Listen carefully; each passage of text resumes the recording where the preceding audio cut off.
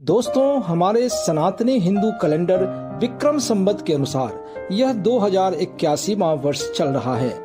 साथ ही वर्ष के 12 महीने में से आषाढ़ मास चौथा महीना है। आषाढ़ मास ऋतु परिवर्तन का महीना होता है, जब ग्रीष्म ऋतु समाप्त होती है और वर्षा ऋतु का प्रारंभ होता है। इसीलिए यह समय हमारे जीवनचर्या में बड़े बदलाव का समय होता है। इसी महीने शुक्ल पक्ष की एकादशी को देवशयनी एकादशी के रूप में मनाया जाता है। अर्थात अभी तक सृष्टि का संचालन करने वाले देव भगवान विष्णु 4 महीने के लिए क्षीर सागर में योग निद्रा में शयन करने चले जाते हैं। तो आपके मन में एक प्रश्न तो जरूर उठ रहा होगा कि जब सृष्टि के संचालक भगवान विष्णु योग निद्रा में सो जाते हैं तो फिर इन दिनों सृष्टि का संचालन कैसे होता है। तो दोस्तों, मैं आपको यहाँ बता दूं कि हमारे सनातनी धार्मिक शास्त्रों में त्रिदेव यानी कि ब्रह्मा, विष्णु और महेश को सृष्टि संचालक के रूप में प्रस्तुत किया गया है। ब्रह्मा जी को सृष्टिकर्ता कहा गया है, विष्णु जी को पालनकर्ता और शिव जी को संहारकर्ता कहा गया है। इन्हीं त्रिदेव के बीच सृष्टि संचालन का समय बांटा गया है। शास्त्रों के अनुसार जब श्री विष्णु जी आषाढ़ मास के शुक्ल पक्ष के एकादशी को योग निद्रा में चले जाते हैं तो इस दौरान सृष्टि संचालन का कार्य भगवान शिव करते हैं और फिर शिवरात्रि के बाद ब्रह्मा जी सृष्टि संचालन का कार्य करते हैं। आषाढ़ मास के इस देवशयनी एकादशी को अति पवित्र, पुण्यदायिनी व सर्व मनोरथ सिद्ध करने वाली एकादशी कहा गया है। आइए तो भगवान विष्णु को यह वाणी पुष्प अर्पित कर देवशयनी एकादशी के बारे में जानकारी लें। तुभ्यं नमामि नारायणाय, तुभ्यं नमामि जगदीश्वराय, हे लक्ष्मीकान्तं तुभ्यं नमामि, हे शान्ताकारं तुभ्यं नमामि, तुभ्यं नमामि, तुभ्यं नमामि।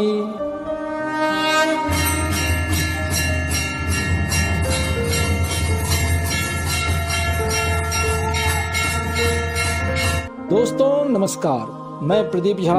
मेरे इस दिव्य नॉलेज चैनल में आपका स्वागत है।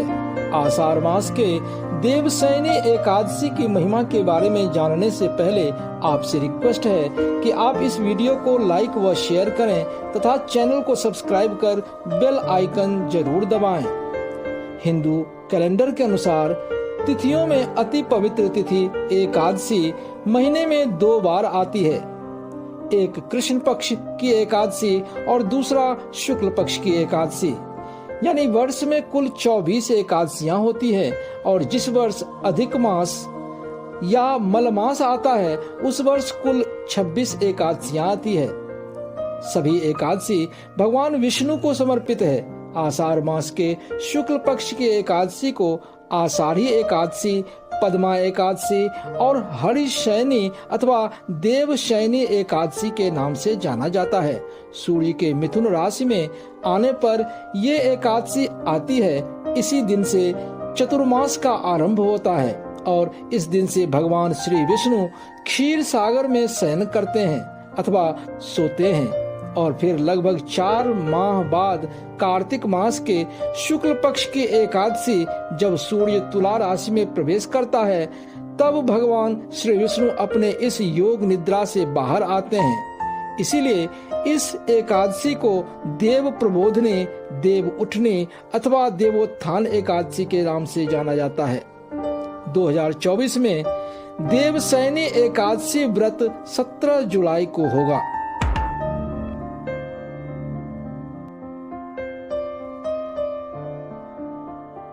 दोस्तों, इस चतुर्मास के संबंध में पौराणिक व धार्मिक मान्यताएं भी हैं।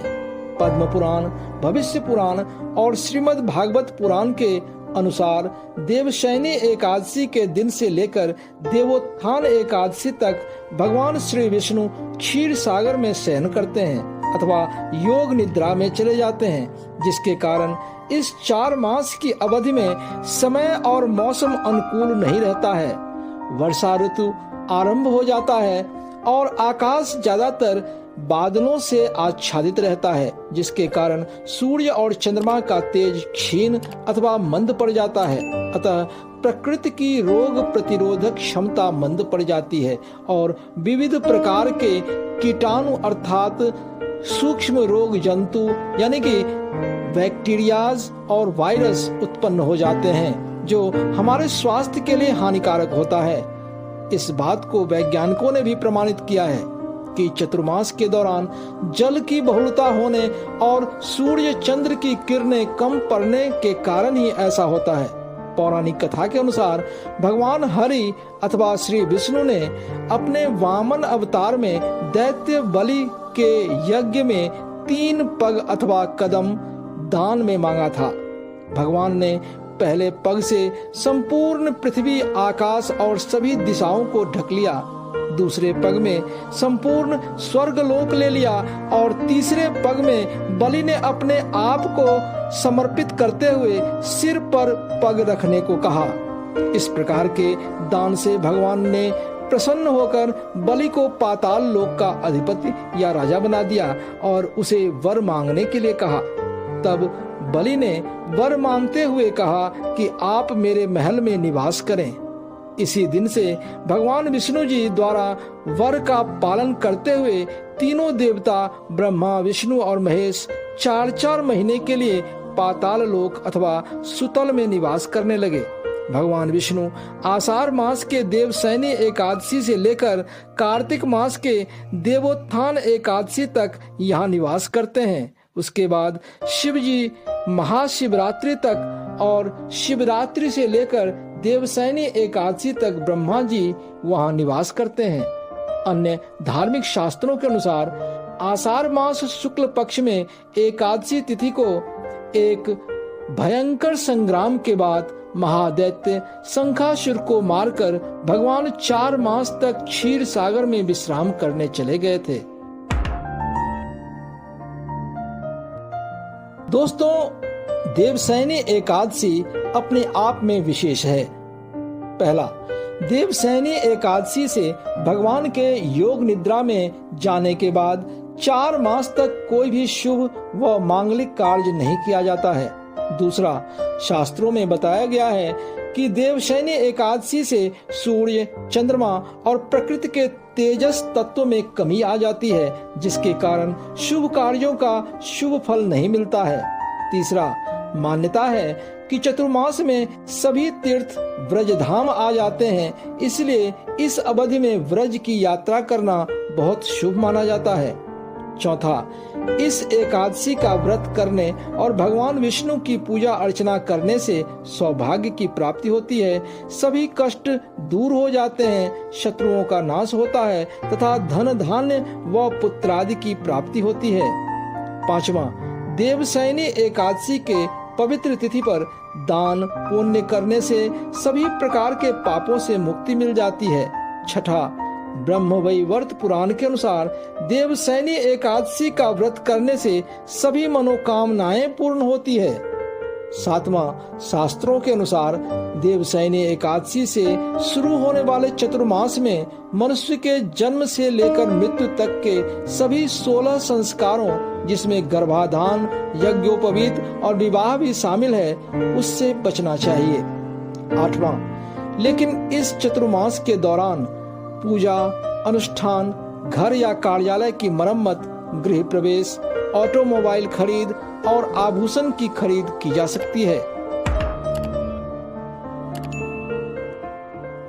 ब्रह्मवैवर्त पुराण के अनुसार एक बार देवर्षि नारद ने ब्रह्मा जी से कहा कि हे परमपिता, आषाढ़ मास में देवशयनी एकादशी अति पवित्र व एकादशियों में श्रेष्ठ माना जाता है, पर हम नहीं जानते कि इस पवित्र एकादशी व्रत की कथा क्या है अथवा यह व्रत सर्वप्रथम किसने और किस प्रयोजन से किया था। तो ब्रह्मा जी ने कहा कि हे देवर्षि, सतयुग में मंधाता नामक एक चक्रवर्ती सम्राट राज्य करते थे। उनके राज्य में चारों ओर खुशहाली छाई हुई थी, पर भविष्य में होने वाले घटनाओं से अनभिज्ञ राजा प्रजा को प्रसन्न देख अति प्रसन्न थे। लेकिन इस राज्य की खुशहाली को पता नहीं किसकी नजर लगी। राज्य में लगातार 3 वर्ष तक वर्षा नहीं हुई और भयंकर अकाल पड़ गया। इसके कारण राज्य में त्राहि त्राहि मच गई। अपने प्रजा के दुख से दुखी राजा ने इस कष्ट से मुक्ति का उपाय ढूंढने के उद्देश्य से जंगल की ओर प्रस्थान किया। जंगल में वे एक दिन ब्रह्मा जी के पुत्र अंगिरा ऋषि के आश्रम में पहुंचे और उन्हें साष्टांग प्रणाम किया। ऋषि अंगिरा ने कुशल क्षेम पूछने के बाद राजा से जब आश्रम आने का प्रयोजन पूछा तो राजा ने कहा, हे महात्मन, मैंने अपनी ओर से सभी प्रकार के धर्म का पालन किया है, फिर भी मेरे राज्य को भयंकर अकाल ने ग्रसित कर रखा है। न जाने मेरे किस जन्म के पापों का फल मेरी प्रजा भुगत रही है। हे महर्षि, कृपया इस समस्या का समाधान करें। यह सुनकर महर्षि अंगिरा ने कहा, हे राजन, सब युगों में उत्तम यह सतयुग है। इसमें छोटे से पाप का भी बड़ा भयंकर दंड मिलता है। आपके राज्य में कुछ प्रजा वर्णाश्रम नियमों के अनुसार कार्य नहीं कर रहे हैं, जिसके कारण वर्षा नहीं हो रही है। फिर जब राजा ने राज्य में अकाल की स्थिति दूर करने के उपाय के बारे में महर्षि से पूछा तो उन्होंने राजा को सलाह दिया कि वह आषाढ़ मास के शुक्ल पक्ष की एकादशी का व्रत करे। इस व्रत के प्रभाव से अवश्य ही वर्षा होगी। फिर राजा महर्षि को प्रणाम कर अपने राज्य की राजधानी वापस लौट आया और चारों वर्णों सहित पद्मा अथवा देवशयनी एकादशी का व्रत किया, जिसके प्रभाव से उनके राज्य में मूसलाधार बारिश हुई और राज्य पहले की तरह ही धन धान्य से परिपूर्ण हो गया। इस प्रकार से पद्मा एकादशी का व्रत सब सिद्धियों को देने वाला और समस्त उपद्रवों का नाश करने वाला है। साथ ही यह व्रत इस लोक में भोग और परलोक में मुक्ति देने वाला है। कहते हैं कि इस कथा को सुनने मात्र से व्यक्ति के समस्त पाप नष्ट हो जाते हैं। देवशयनी एकादशी के दिन सुबह ब्रह्म मुहूर्त में उठकर नित्य कर्म से निवृत्त होकर स्नान करें और हाथ में अक्षत यानी कि कुछ साबुत कच्चा चावल लेकर भगवान विष्णु का ध्यान कर व्रत का संकल्प लें। फिर एक चौकी पर लाल या पीला कपड़ा बिछाकर भगवान विष्णु की प्रतिमा या तस्वीर स्थापित करें और चारों ओर गंगाजल का छिड़काव करें। उसके बाद पूरे विधि पूर्वक भगवान विष्णु की पूजा करें। चूंकि भगवान विष्णु को पीला रंग अति प्रिय है, इसलिए पीले फूल, पीले फल इत्यादि भगवान को अर्पित करें। धूप दीप जलाने के बाद व्रत कथा का पाठ व ध्यान पूर्वक श्रवण करें। पूजन के बाद भगवान विष्णु और माता लक्ष्मी की आरती उतारें और ओम नमो भगवते वासुदेवाय महामंत्र का 108 बार जाप अथवा श्री विष्णु सहस्त्र नाम पाठ का जाप या श्रवण करें। फिर पीपल और केले के पेड़ को जल अर्पण कर अपने सामर्थ्य के अनुसार दान पुण्य भी करें। आपके लिए श्री विष्णु स्तुति और श्री विष्णु सहस्त्र नाम पाठ का लिंक डिस्क्रिप्शन बॉक्स में डाल दिया गया है, आप इसका लाभ उठा सकते हैं। सायंकाल भगवान के पूजन व आरती के बाद पवित्र शैया पर भगवान के प्रतिमा का शयन करवाएं। शास्त्रों के अनुसार भगवान का सोना रात्रि के समय, करवट बदलना संधि काल में और जागना दिन में होता है। सारी रात जागरण करने के बाद सुबह में भगवान का पूजन व आरती करने के बाद दान पुण्य कर व्रत का पारण करें। इस प्रकार से सनातन धर्म में देवशयनी एकादशी को एक बहुत ही पवित्र व मोक्षदायिनी तिथि के रूप में जाना जाता है। वैसे ईश्वर द्वारा बनाए गए इस संसार में हर दिन का अपना विशेष महत्व होता है। बस हमें केवल सनातनी परंपरा के अनुसार कार्य करने की आवश्यकता है। हमारा जीवन निश्चय ही सकारात्मक ऊर्जा से भरपूर एवं निर्मल हो जाएगा।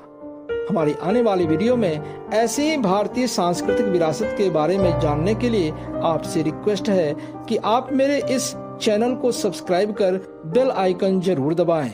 गर्व से कहो, हम हिंदू हैं। जय हिंद, जय जय सिया राम।